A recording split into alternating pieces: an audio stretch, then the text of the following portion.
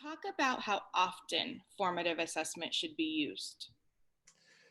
Well, formative assessment is the idea that you, every day, you meet students where they are and you try and you adjust instruction to meet their learning needs so that learning goes forward.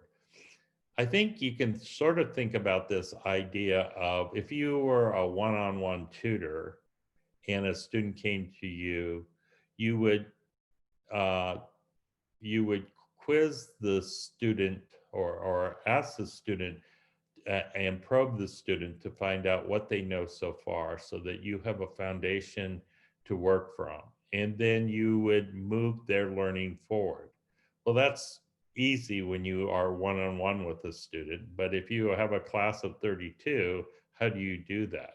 Well, there are lots of different techniques, but in the purest sense, if you are doing formative assessment in a regular way uh, as part of your instruction, uh, you're going to be significantly more effective in meeting the needs of your kids and improving student learning. So in many ways, you can talk about it as something that's ongoing and constant.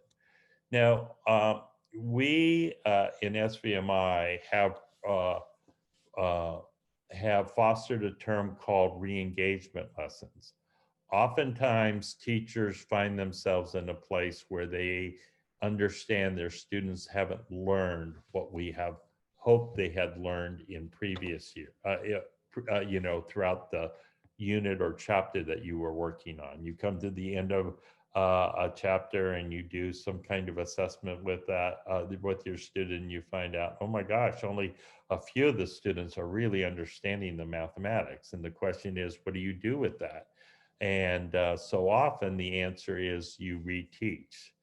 Unfortunately, reteaching oftentimes is slower and louder, and there's many studies that show that it isn't very effective and it only focuses on some of your class. And teachers are in this dilemma of the kids who get it and the kids who don't. But in fact, what we want to be able to do is to move the whole class forward. And the way we do it is through re-engagement. Re-engagement is different than reteaching in that instead of trying to reteach the topic again, you're actually using the student's own thinking and you're adapting their thinking to move learning forward. So re-engagement lessons can be a formal whole day thing, or they could be a short little episode in the middle of a lesson.